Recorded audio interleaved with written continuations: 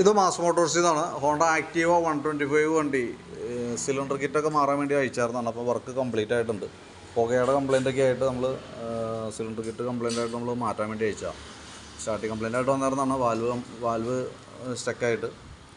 അപ്പോൾ സിലിണ്ടർ കിറ്റൊക്കെ മാറ്റി നമ്മൾ ക്ലിയർ ചെയ്തതിന് ശേഷം നമ്മൾ അതിൻ്റെ എഞ്ചിൻ റൂമിൻ്റെ ഉള്ളിലൊക്കെ അത്യാവശ്യം നല്ല രീതിയിൽ തന്നെ ചെളി കാര്യങ്ങളൊക്കെ ഉണ്ടായിരുന്നു. അപ്പോൾ നമ്മൾ ഫുള്ളായിട്ടൊന്ന് അഴിച്ചൊന്ന് വാട്ടർ സർവീസ് ചെയ്ത് റെഡിയാക്കിയിട്ടുണ്ട്. അതിൻ്റെ ഉള്ളിലൊക്കെ അത്യാവശ്യം നല്ല രീതിയിൽ തന്നെ ചെളിയായിരുന്നു. പിന്നെ നമുക്ക് ഈ സൈലൻസറിനകത്തേക്ക് ഈ ഓയിൽ കത്തിക്കൊണ്ടിരുന്ന കാരണം സൈലൻസറിൻ്റെ ഉള്ളിൽ അത്യാവശ്യം ഓയിൽ വന്ന് കരി പോലെ നിൽക്കാറുന്നു കേട്ടോ. അപ്പോൾ നമ്മളതൊന്ന് അഴിച്ച് വാട്ടർ സർവീസ് ചെയ്ത് അതിൻ്റെ ഉള്ളിലൊക്കെ ഒന്ന് ക്ലീൻ ചെയ്തിട്ടുണ്ട്. അതിൻ്റെ ഉള്ളിൽ നിന്ന് പറഞ്ഞാണ് ഈ കാണുന്നത്. ശരിക്കും പറഞ്ഞാൽ നല്ല രീതിയിൽ കാർബൺ ഉണ്ട്. അപ്പോൾ നമുക്ക് കെമിക്കൽ ഉപയോഗിച്ചിട്ട് ക്ലീൻ ചെയ്യാനാണ് പറ്റുള്ളൂ. അപ്പോൾ രണ്ട് സൈഡിൽ നിന്ന്, കാരണം ഇത് മൊത്തം സീൽഡ് ആയതുകൊണ്ട് വേറെ ഒന്നും ചെയ്യാൻ പറ്റില്ല, രണ്ട് സൈഡിൽ നിന്ന് നല്ല രീതിയിൽ പ്രഷറിൽ വെള്ളം അടിച്ചിട്ട് നമുക്ക് എടുക്കാൻ പറ്റുള്ളൂ.